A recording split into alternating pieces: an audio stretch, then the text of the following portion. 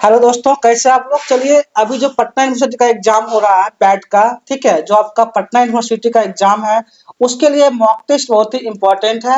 यानी कि जो भी चाहते हैं कि इस बार हम एग्जाम करेक्ट करें, तो अगर आप प्रॉपर इस चीज को देखते हैं, फॉलो करते हैं, तो आपका एग्जाम इस बार करेक्ट होगा। ठीक है, यानी कि आपका जो पेपर वन का सारा जितना भी क्वेश्चंस आता है उसको हम यहाँ पर एक्सप्लेन करते हैं। और चलिए, बिना टाइम वेस्ट किए हुए क्वेश्चन की ओर बढ़ते हैं। या आप किसी भी यूनिवर्सिटी का पीएचडी का एग्जाम देना है, पैट का एग्जाम देना है या नेट का एग्जाम देना है, सबके लिए मॉक टेस्ट बहुत ही इम्पोर्टेंट है। और ये जो मॉक टेस्ट डिजाइन किए हैं ये प्रीवियस ईयर के बेस पे किए हैं। जो पटना यूनिवर्सिटी का जो प्रीवियस ईयर में क्वेश्चन आया था उसके बेस पे किए हैं। और ये एग्जाम हम खुद ही दिए थे और हम क्वालिफाई भी किए। इसलिए आपको एक चीज और बात है, कुछ कमेंट्स आया था कि प्रीवियस ईयर क्वेश्चन देखिए, पेपर वन का प्रीवियस ईयर क्वेश्चन आपको नहीं मिलता है पटना यूनिवर्सिटी में, वो यूनिवर्सिटी जमा कर लेती है, इसलिए आपको वो नहीं मिलता है। ठीक है, हमने उसी बेस पर क्वेश्चन डिजाइन किया है जो क्वेश्चन एग्जाम में आया हुआ था। ठीक है, पेपर टू जो सब्जेक्टिव होता है क्वेश्चन मिलता है, पेपर वन नहीं मिलता है। चलिए, क्वेश्चन नंबर वन से डिस्कस करते हैं। Which gas is mainly responsible for ozone layer depletion. यानी कि ओजोन परत जो है, ओजोन परत के क्षय के लिए मुख्य रूप से कौन सी गैस जिम्मेदार है, ये बताना है आपको। कार्बन डाइऑक्साइड जी नहीं, कार्बन डाइऑक्साइड का जिम्मेदार नहीं होती है। मीथेन नहीं होता है। क्लोरोफ्लोरोकार्बन सीएफसी गैस जो होता है ये जिम्मेदार होता है जो कि ओजोन लेयर को डिप्लेट करता है। नाइट्रोजन ऑक्साइड भी नहीं होता है। यानी कि सीएफसी क्लोरोफ्लोरोकार्बन जो है यूजिंग रेफ्रिजरेटर्स से निकलता है। Aerosols foam industries release chlorine atoms when exposed to UV rays which destroy the ozone molecules. जो आप एसी या फोम इंडस्ट्रीज, रेफ्रिजरेटर्स, ये सब जो घरों में रखते हैं, मान लीजिए, इससे क्या होता है, इससे सीएफसी गैस निकलता है जो ओजोन लेयर को डिप्लेट कर रहा है, ओजोन लेयर को मतलब कि पतला करते जा रहा है। सीएफसी जो निकलता है रेफ्रिजरेटर से निकलता है, स्प्रे फोम उद्योगों से उपयोग किए जाते हैं। ये सूर्य की पराबैंगनी किरणों से टूटकर क्लोरीन छोड़ते हैं, ओजोन अणुओं को नष्ट करते हैं, जिससे ओजोन हमें किससे बचाती है, यूवी रेज जो होता है, अल्ट्रावायलेट रेज से हमको बचा, जिससे स्किन कैंसर, डीएनए डैमेज, ये सब जो होता है ना, उससे हमें रक्षा करती है ओजोन लेयर। चलिए नेक्स्ट क्वेश्चन नंबर टू की ओर आते हैं। क्वेश्चन नंबर टू क्या है, the ozone layer protects us from which radiation. Ozone हमें, ओजोन परत हमें किस विकिरण से बचाती है। तो ऑलरेडी अभी हम डिस्कस किए थे कि ओजोन जो है आपको इंफ्रारेड, जी नहीं, इंफ्रारेड से नहीं बचाती है, एक्सरे से नहीं बचाती है, गामा रे से नहीं बचाती है, आपको अल्ट्रावायलेट, क्या होगा, अल्ट्रावायलेट रे से जो होता है ओजोन लेयर हमें प्रोटेक्ट करती है, बचाती है। Ozone layer absorb harmful UV rays. Ozone layer क्या करता है कि हार्मफुल यूवी रे को एब्जॉर्ब कर लेता है।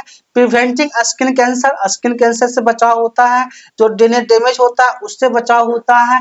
यानी कि ओजोन परत हानिकारक यूवी किरणों को अवशोषित करती है। जो ओजोन है ना, वो यूवी को भी अवशोषित करती है, जिससे कैंसर और डीएनए को डैमेज होने से बचाती है, यानी कि नुकसान से रक्षा करती है। इस तरह से आपका 2 नंबर हो गया। 3 नंबर क्वेश्चन आते हैं। Which international agreement aims to protect the ozone layer.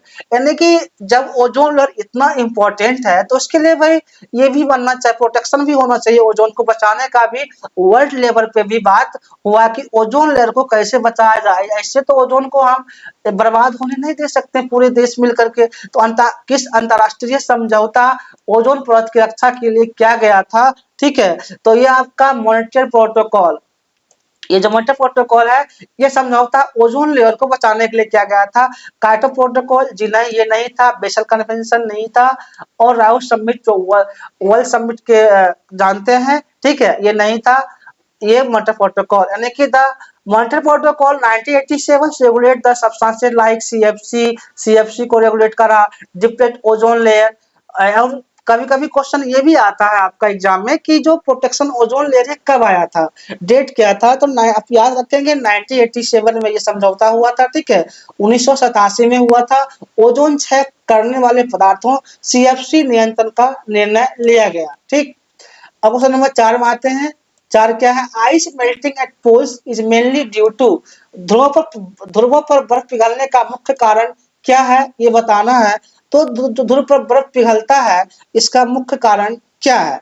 देखिए ग्लोबल वार्मिंग, जो ग्लोबल वार्मिंग गैस है इसका मुख्य कारण होता है कि वहां पे ज्यादा अगर पोल्यूशन होता है तो क्या होता है, आपका ग्लोबल वार्मिंग लेवल ऊष्माकरण जो होता है वो पिघलेगा, यानी कि ओशियन का लेवल बढ़ेगा, ठीक है। यानी कि the rise in global temperature due to greenhouse gases causes polar ice to melt. Polar ice क्या होगा, जो ocean ocean as a ocean का लेवल बढ़ेगा, बट जो पोलर आइस है, जो बर्फ है, बर्फ क्या होगा, पिघलेगा। जब बर्फ पिघलेगा तो समुद्र का लेवल जो पानी का है वो इंक्रीज होगा। इससे क्या होगा, बड़े बड़े शहर के डूबने के चांस ज्यादा रहेंगे। एज फॉर एग्जाम्पल मुंबई हो गया, आपका चेन्नई हो गया। तो ग्रीन हाउस गैसों के कारण वैश्विक तापमान बढ़ने से ध्रुवीय बर्फ पिघलती है और समुद्र तल बढ़ता है, ठीक है। क्वेश्चन नंबर 5 में आते हैं, फोम इंडस्ट्रीज रिलीज विच ओजोन डिप्लेटिंग गैस, यानी कि फोम उद्योगों में से कौन सी गैस निकलती है जो ओजोन परत को क्षतिग्रस्त करती है। तो CO2 जी नहीं, CO2 फोम इंडस्ट्रीज नहीं निकलती है, NO2 नहीं निकलती है, SO2 नहीं निकलती है, क्या निकलती है, CFC क्लोरोफ्लोरोकार्बन निकलती है, जो कि ओजोन डिप्लेट को डिप्लेट करती है। यानी कि foam manufacturing uses CFC blowing agents which when released into air damage the ozone layer को डैमेज करती है। यानी कि फोम बनाने में जो CFC का ब्लोइंग एजेंट के रूप में प्रयोग किया जाता है, जो वातावरण में जाकर ओजोन परत को क्षति पहुंचाते हैं। चलिए क्वेश्चन नंबर 6 में आते हैं, which of the following is non biodegradable pollutant. देखिए यहाँ पे दो कंसेप्ट आता है, एक आता है बायोडिग्रेडेबल, एक आता है नॉन बायोडिग्रेडेबल। तो बायोडिग्रेडेबल क्या होता है, जो जो क्या होता है, जो मिट्टी में घुल मिल जाए, बायोडिग्रेडेबल होता है। इसका एग्जांपल जैसे वेजिटेबल वेस्ट हो गया, आपका एग्रीकल्चर वेस्ट हो गया, ये सब दोनों क्या होता है, ये दोनों आपका बायोडिग्रेडेबल होता है, जो इजीली मिट्टी में मिल सकता है।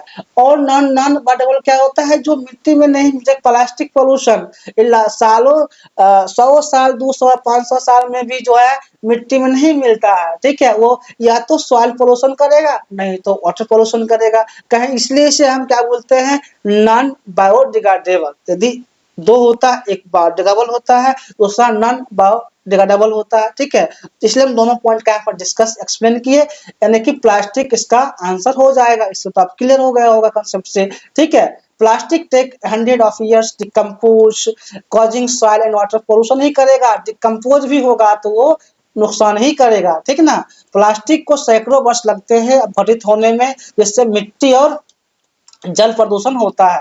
विच गैस, क्वेश्चन नंबर 7 को आते हैं, which gas increase the green house effect, यानी कि कौन सी गैस ग्रीन हाउस को बढ़ाती है, इफेक्ट करती है।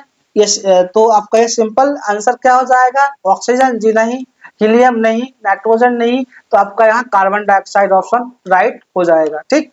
राइट क्यों होगा, क्योंकि CO2 में सबसे ज्यादा कार्बन डाइऑक्साइड ग्रीन हाउस में 60% होता है कार्बन डाइऑक्साइड ही, ठीक ना, इसलिए इसका लेवल सबसे ज्यादा रहता है। CO2 trap heat in the atmosphere enhancing the green house effects and causing global warming. CO2 वायुमंडल में ऊष्मा को फंसाती है, जिससे ग्रीन हाउस प्रभाव बढ़ता है, तापमान में वृद्धि होती है। बायोलॉजिकल, क्वेश्चन नंबर 8 क्या है, biological oxygen demand BOD measure, जैविक ऑक्सीजन मांग BOD क्या मापती है, टोटल ऑक्सीजन एयर जी नहीं, ये नहीं मापती। हाँ, dissolve oxygen used by micro organism, यानी कि सूक्ष्म जीवों द्वारा प्रयुक्त घुली ऑक्सीजन जो होता है आपका, ये BOD यही मापती है, ठीक है। BOD indicates organic pollution in water, higher BOD means more pollution, जितना BOD होगा उतना पॉल्यूशन होगा। तो इसमें BOD का टाइप भी पढ़ना होता है, क्वेश्चन आता है, जैसे यूट्रोपिक क्या होता है, यूट्रोपिक आपका आ गया, ठीक है, यूट्रोपिक हो गया, यूट्रोपिक हो गया, ओलिगोट्रोपिक हो गया, ओलिगोट्रोपिक हो गया, ठीक है, ओलिगोट्रोपिक हो गया। और इसमें क्या आ सकता है, और हो गया मेजोट्रोपिक, हो गया मेजोट्रोपिक, ठीक है। देखिए यूट्रोपिक में हायर पोल्यूशन होता है, मतलब हायर BOD, जितना BOD उतना पोल्यूशन। ओलिगोट्रोपिक में लो होता है, लो BOD लो पोल्यूशन। मेजोट्रोपिक मीडियम होता है। तो इस तरह से इतना भी क्वेश्चन इसमें बन सकते हैं, इसलिए मैं इस पॉइंट को यहाँ पर एक्सप्लेन किया। चलिए अब आते हैं sewage, question number 9, sewage treatment AIIMS 2। Sewage treatment का मुख्य उद्देश्य क्या होता है ये बताना है। तो इनकी जी नहीं, बीओडी को बढ़ाना इसका काम नहीं होता है। रिड्यूस पॉल्यूट क्या है, reduce pollutant and pathogens, pathogens को कम करना, रिड्यूस करना इसका काम होता है। Sewage treatments remove the organic waste, bacteria and toxic substances like making water safe for reuse, यानी कि आप उससे रीयूज कर सकते हैं। सीवेज ट्रीटमेंट जैविक अपशिष्ट, बैक्टीरिया और विषैले पदार्थ हटाए जाते हैं ताकि जल पुनः उपयोग योग्य बन सके। चलिए 10 नंबर क्वेश्चन में आते हैं। Which stage in sewage treatment involve bacterial action, sewage treatment को किस चरण बैक्टीरिया की भूमिका होती है, तो आपका हो जाएगा सेकेंडरी ट्रीटमेंट में उसकी भूमिका होती है, यानी कि secondary treatment aerobic bacteria, aerobic मतलब क्या होता है, प्रेजेंस ऑफ ऑक्सीजन, एनोरिक मतलब क्या होता है, एब्सेंस ऑफ ऑक्सीजन, ठीक। Decompose organic matter, reduce BOD significantly, द्वितीयक उपचार में एरोबिक बैक्टीरिया जैविक पदार्थ को तोड़ते हैं जिससे बीओडी काफी घट जाती है।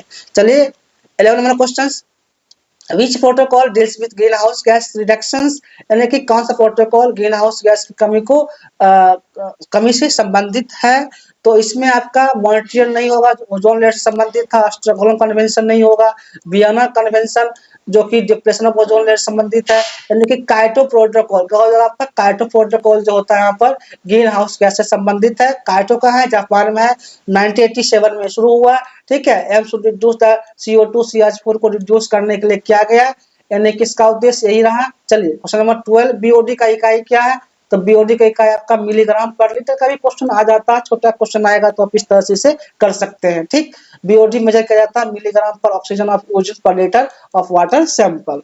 अब आता है क्वेश्चन नंबर 13 में, 13 क्या है, which material from plastic causes maximum marine pollution, समुद्री प्रदूषण का सबसे बड़ा कारण कौन सा प्लास्टिक पदार्थ है, तो पॉलीथीन जी नहीं, उसका बड़ा कारण नहीं है, पॉलीइथिलीन है। नायलॉन ये भी उतना बड़ा कारण नहीं है, पेट पतस ये भी नहीं है। माइक्रो प्लास्टिक, जो माइक्रो प्लास्टिक है ये सबसे बड़ा कारण होता है मेरीन पोल्यूशन में।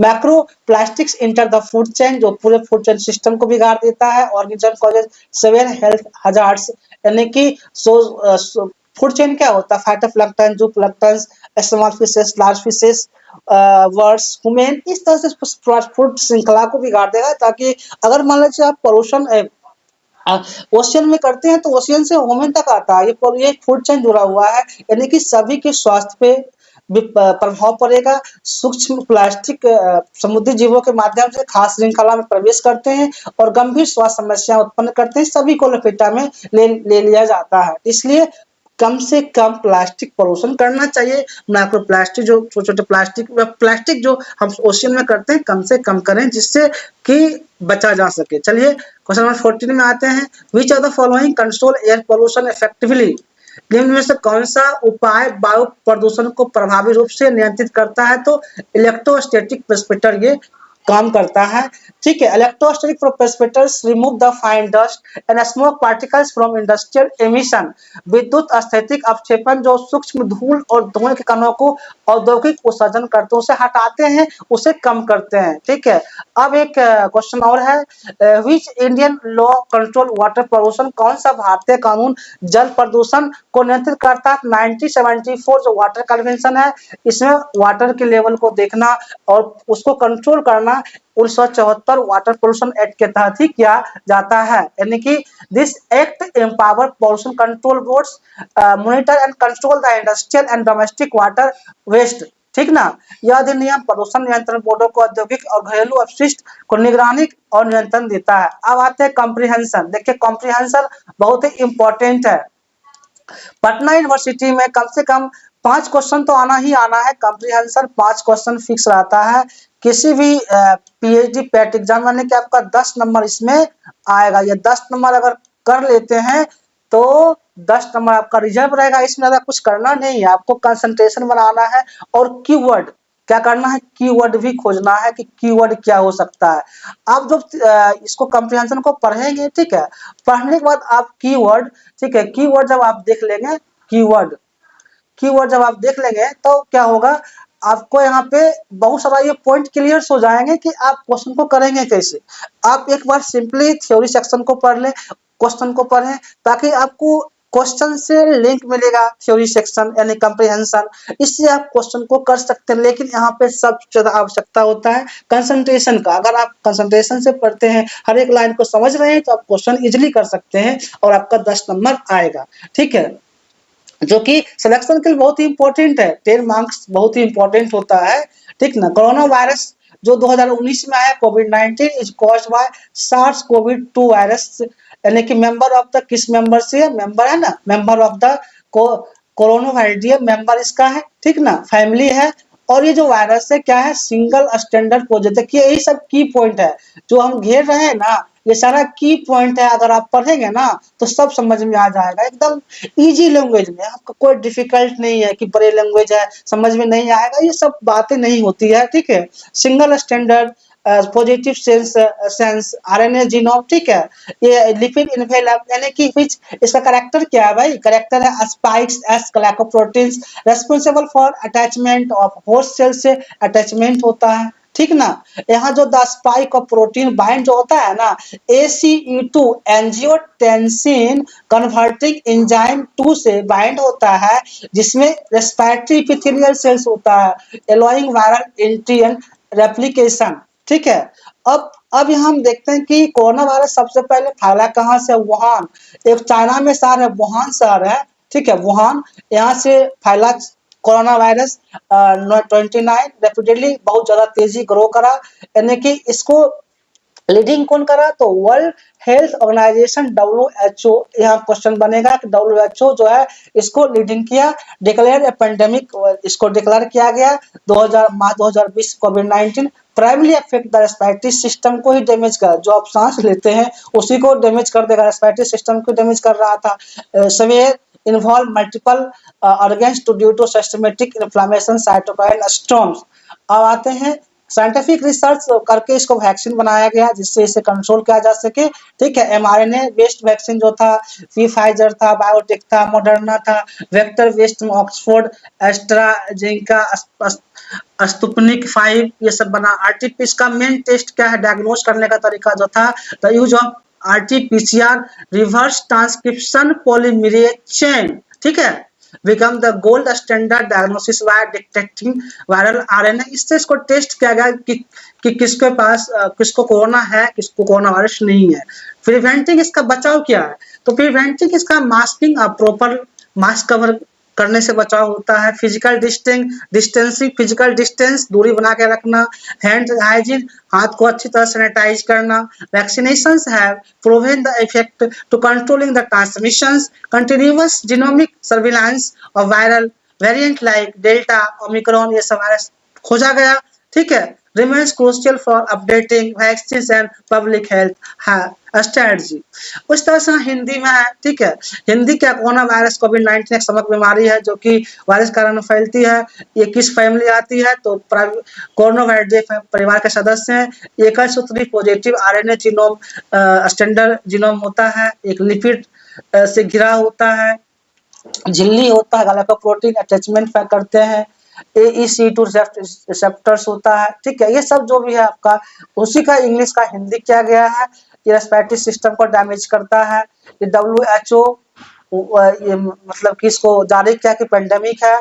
ठीक ना, mRNA ये जो वायरस ये है, आरटीपीसीआर इसका टेस्ट होता है, डायग्नोस होता है, जिससे पता चल जाता है कोरोना वायरस किसमें है, नहीं है। किस तरह से आप यहाँ पे देख लेंगे।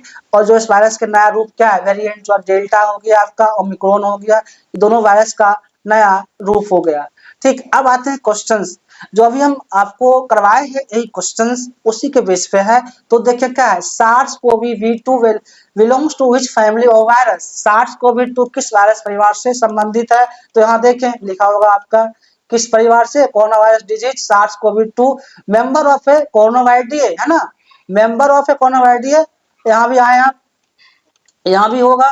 ठीक है, हिंदी में भी देख लीजिए, कहाँ गया हिंदी, हिंदी देखते हैं, है ना। वायरस जो है वायरस का कारण होती है, यह वायरस कोरोना वायरस परिवार का सदस्य है। ठीक है, क्लियर हुआ।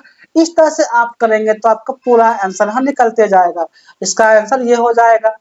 ठीक, यानी कि is a envelope RNA virus under the coronavirus family है which also include the SARS COVID and MERS COVID. ठीक, अब आते हैं which type of genetic material is present SARS-CoV-2 में किस प्रकार की आनुवंशिक बीमारी होती है, आनुवंशिक सामग्री होती है। तो ये आपका single standard positive sense RNA होगा। चलिए इसको भी हम यहाँ चेक कर लेते हैं, कहाँ लिखा है सिंगल स्टैंडर्ड mRNA, इसका इसी आंसर हो जाएगा। यहाँ देखिए है ना, the virus poses a single standard positive sense genome.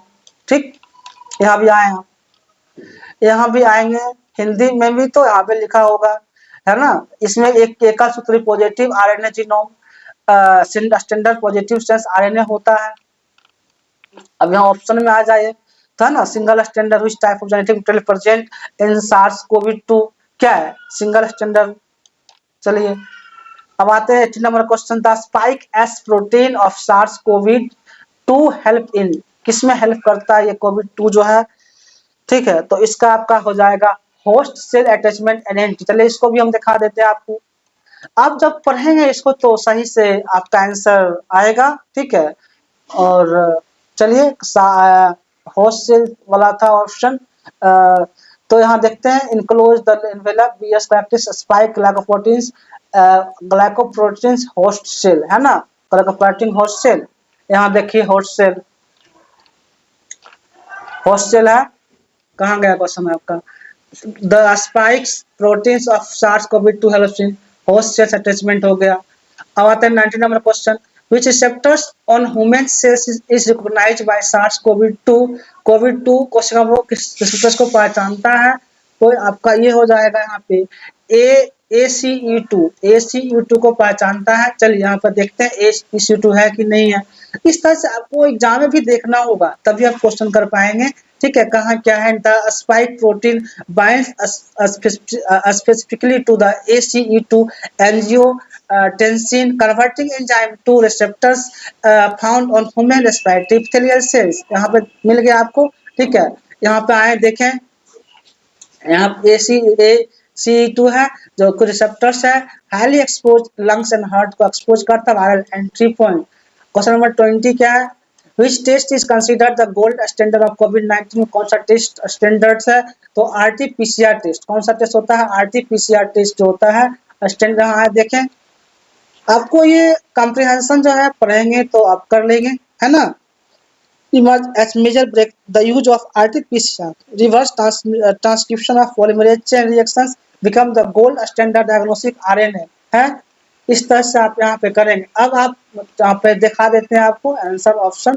ठीक है, मिला आपका RT-PCR test which test considered gold standard for कोविड-19। RT-PCR टेस्ट ऑलरेडी हम कर दिए। अब देखिए हम 5 क्वेश्चन आपके लिए छोड़ रहे हैं। 5 क्वेश्चन जो है, ये 5 क्वेश्चन आपको खुद करना है। आप हमें कमेंट्स बॉक्स में कमेंट करेंगे कि आप इसका आंसर निकाल पा रहे हैं या नहीं निकाल पाए, चूंकि आपको एग्जाम करेक्ट करना है। ठीक है, हम ऑलरेडी इसमें एग्जाम दिए हुए हैं, करेक्ट किए हुए हैं। अगर आप प्रॉपर करते हैं तो आप भी इस एग्जाम को करेक्ट करेंगे, PhD पैट निकलेगा। इसलिए आप 5 क्वेश्चन करेंगे। ठीक है, 21 नंबर क्वेश्चन ये आपको करना है।